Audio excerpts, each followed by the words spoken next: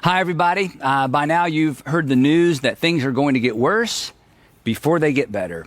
So needless to say, everybody in the United States of America and really most of the world are sitting up straight and paying attention. Fear has a way of doing that, doesn't it? And speaking of fear, as you may have noticed, there's a lot of talk about faith and fear, faith versus fear, choosing faith over fear. But what exactly does any of that mean? And what does it look like? Is it just wishful thinking, positive thinking? For a lot of folks, faith is really just confidence that, well, somehow it's all going to work out in the end. But for Christians, faith is more than that. Faith is more than keep your chin up, we can do this. If Jesus is correct, and I always assume Jesus is correct, faith isn't even the opposite of fear. According to Jesus, faith is actually a version of fear.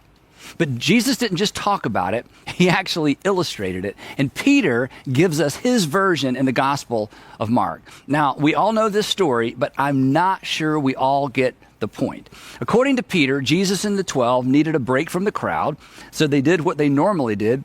They got in several boats and they took a journey across the southern end of the Sea of Galilee when suddenly a furious storm blows in. You remember this story. The waves were breaking over the bow of the boat, and before long they realized they could not bail water fast enough. And while I'm sure most of these guys could swim, they knew they could not swim against the wind, and to swim with the wind would just take them further out to sea. So understandably, they were afraid. They were afraid because they had something to be afraid of. Meanwhile, and you'll remember this as well, Jesus was in one of the boats asleep on a cushion. Or at least Peter thought so anyway. I'm not so sure he was really asleep. He may have been pretending after all. This was a setup to teach them something about faith and fear. And perhaps it was a setup to teach us something about faith and fear as well. Anyway, the disciples wake him up and they say, "Teacher, don't you care if we drown? Don't you care if we drown?" Which sounds silly to us because Jesus was in the boat with them. But perhaps that's how you're feeling about right now. God, don't you care if I drown? Don't you care if I can pay my bills? Don't you care if I can keep my job, recover what I've lost? Don't you care if I can feed my family? Don't you care if I can ever retire, finish school, get married?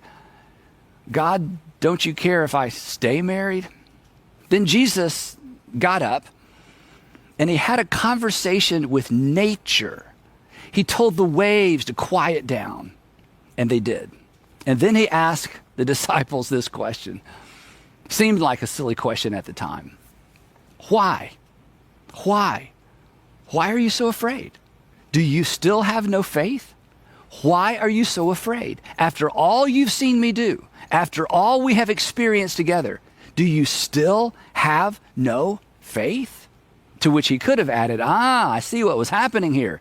You placed your faith in the storm. You actually believed that that storm determined your destiny. Then, according to Peter, even after the storm subsided, they were not relieved. This is the most amazing part of the story.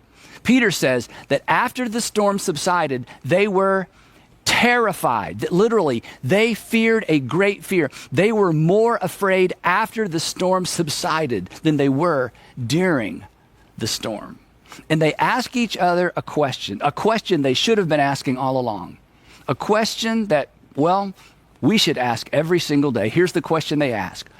Who is this man? Who is this man? Even the wind and the waves obey him. And the answer, he is a superman. He is the God-man. He is the Son of Man. And in that moment, they realized that they had feared or trusted in the wrong thing.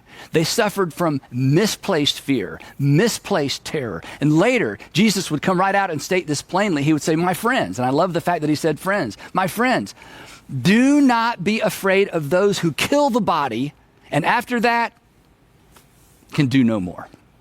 In other words, fear not, even when there is something to be afraid of. Fear not because it's all going to work out fine. Fear not, because I care. I am with you. If you're going to fear something, if you're going to assume that your destiny is determined by something, Jesus said, fear me, trust me. So the moral of the story is simply this, that fear and faith are really two sides of the same coin. Will we put our faith in a global pandemic? Will we trust this pandemic to determine our destinies? Have we placed our confidence in a virus? Put that way, it sounds kind of ridiculous, doesn't it? That was Jesus' point. His question, why are you afraid, could be restated this way. Why are you trusting in the storm?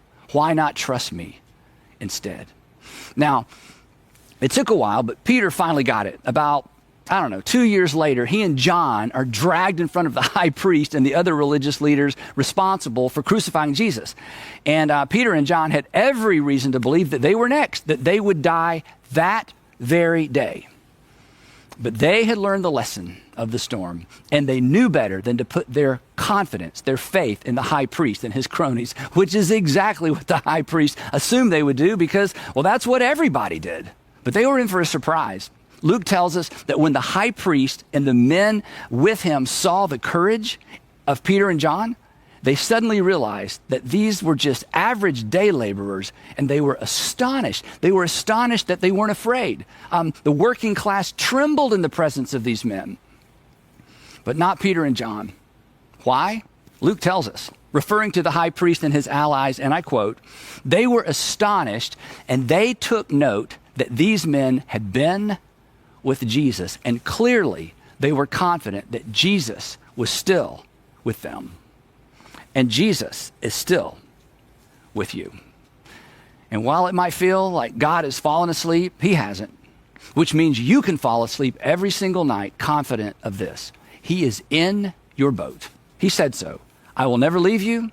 I will never forsake you, even when the wind and the waves are coming in strong. So fear not because there's not something to be afraid of. Fear not because there's someone to fear even more. Someone who loves you too much to abandon you. Someone whose grace and mercy will be sufficient for you right through this storm. The captain of your soul. It's going to get worse before it gets better. So wash your hands. Practice social distancing, pray for the sick, and pray specifically for the extraordinary men and women caring for the sick. But then, every single morning, fix your eyes on Jesus, the pioneer and the perfecter of our faith, who for the joy set before him endured the cross, scorning its shame, and then he sat down at the right hand of the throne of God.